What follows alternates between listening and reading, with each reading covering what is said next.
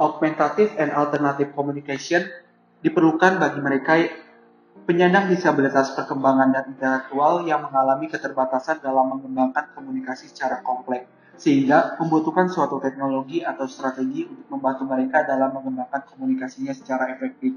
Dari hal tersebut, maka Daung Pharmaceutical akan membuat buku Augmentative and Alternative Communication yang sudah disesuaikan dengan bahasa dan budaya Indonesia.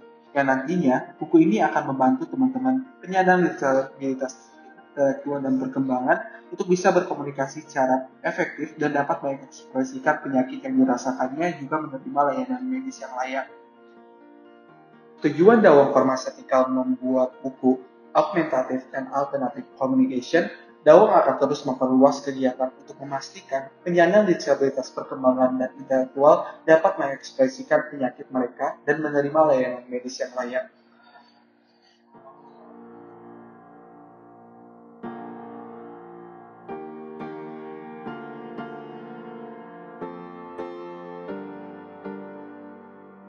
Halo, selamat siang. Assalamualaikum warahmatullahi wabarakatuh. Nama saya Adria Mustika Kirana, tapi anak-anak biasa memanggil saya dengan Ibu Adria.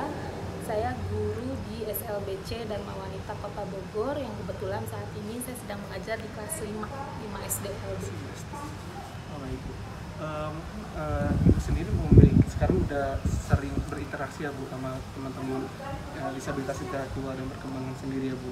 Ya. Dan salah satunya anak Ibu sendiri. Ya, kurang lebih saya mengajar di sini sudah 13-14 tahun dan kebetulan saya juga memiliki anak yang berkebutuhan khusus. Anak kedua saya usia 10 tahun mengalami gangguan intelektual di mana IQ anak saya itu hanya 65.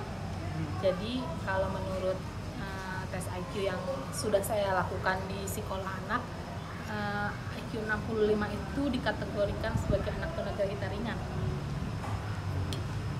Baik Bu, jadi biasanya apa sih Bu yang kesulitan anak Ibu atau teman-teman disabilitas intelektual di sini dalam mengekspresikan rasa sakit mereka?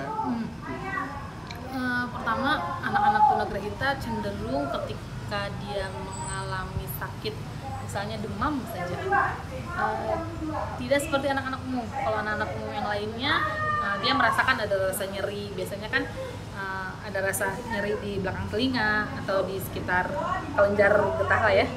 Dia akan bilang nyeri. Kalau anak-anak ini cenderung diam. Jadi begitu menghampiri kita, udah dengan keadaan badannya itu udah panas. Terus kalau yang nggak ada masalah dengan gangguan komunikasi, mungkin dia akan nyamperin kita, terus dia pegang kepala ini, terus kita kan mau nggak mau meraba, lalu anak itu panas. Tapi kalau yang dia ada masalah dengan gangguan dengan komunikasinya, dia akan diam, cenderung diam lalu tidur. Tapi kitanya kadang suka memang kok anak ini nggak seperti biasanya ya. Yang pertama kali kita lakukan memang pasti akan pegang dahinya. Udah spontan gitu, maksudnya udah spontan kita di sini di guru di sekolah. Setiap anak yang jangankan tiduran di kursi misalnya, menempelkan kepalanya di meja seperti ini aja, kita sudah spontan pasti akan pegang dahinya. Ya. Mungkin cara ibunya tadi lebih ke peka atau mengetahui apa yang mereka rasakan itu untuk saat ini. Tapi ya itu, kitanya tuh karena spontan, wah anaknya demam gitu kan, jadi langsung kita buru-buru cari obat demam. Padahal kan ada aturannya ya untuk memberikan obat demam aja setelah panas di atas 38 baru diberi obat demam. Kalau petunjuk dari dokter sih kalau masih 37,8 atau 37,9 itu kan seharusnya masih kita tindakannya kan dikompres atau ganti baju dengan yang tipis, beri minum yang banyak. Tapi kalau kita di sini kan suka spontan aja langsung masuk obat demam ya. Mungkin untuk Ibu tadi kan udah lihat ya Bu mengenai drive Daung yang mengenai AC itu Augmentative and Alternative Communication. Jadi apa sih tanggapan Ibu mengenai AC itu, apakah bisa membantu dan bagaimana apakah bisa membantu? Kebetulan ini pertama kali pengalaman untuk saya juga melihat proyek ini. Sejauh ini memang belum ada proyek seperti ini di mana anak-anak itu dikembangkan ekspresinya untuk mengekspresikan rasa sakitnya itu. Biasanya anak-anak cenderung untuk diam, menangis gitu kan, tanpa kita tahu sakit dia di bagian mana gitu kan. Kadang kan anak-anak ini hanya meringis sambil nunduk, tapi ternyata yang sakitnya pengalaman kemarin ada yang dipukul, kepalanya berdarah, tapi dia nggak menunjukkan ininya yang sakit gitu. Anak itu nggak bisa bicara. Jadi mungkin kalau misalnya tadi gambar yang diberikan ya ternyata banyak icon-icon yang bisa digunakan ketika anak itu rasanya seperti ini, mungkin kesananya anak-anak itu bisa mengenal rasa sakit. Oh, rasa sakit seperti ini tuh kita tantanya seperti ini ya, pas selama ini kita nggak ada. Proyek ini saya udah berkali ya. Ya, saya berharap ini bisa dikembangkan di sekolah kami juga ya, karena sebenarnya tidak menutup kemungkinan anak-anak itu juga mengalami sakit di sekolah. Maknya diganggu dalam hadiahnya. Jadi dengan adanya pengenalan ekspresi seperti itu, pengenalan tanda-tanda yang tadi Mas berikan itu, ini jadi pelajaran kami juga. Jadi ketika si anak itu sakit, kita bisa seperti ini yang dia rasakan. Lalu nanti tindakan seperti apa yang harus kita lakukan. Mungkin yang terakhir Bu, pesan buat teman-teman disabilitas dan kalau ada perkembangan di luar sana Bu, ada pesan nggak Bu yang ingin diberikan itu semangat ke mereka? Mengenai hal apa? Bebas Bu, boleh semangat untuk beraktivitas ataupun mengekspresikan rasa sakitnya. Ya.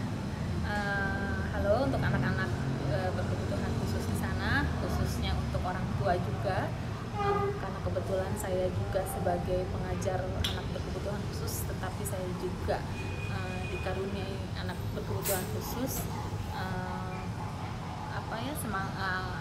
Motivasi yang bisa saya berikan mungkin tetaplah semangat untuk menerima, mendidik dan memberikan kasih sayang untuk anak-anak kita, walaupun kondisinya mungkin tidak seperti anak-anak yang lainnya, tetapi kita yakin kok kita kembali lagi ke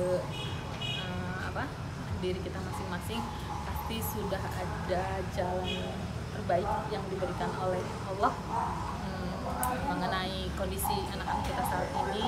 Teruslah berusaha karena kita nantinya juga kita kok yang akan menikmati hasil dari usaha kita mendidik anak-anak. Jangan pernah lelah, jangan pernah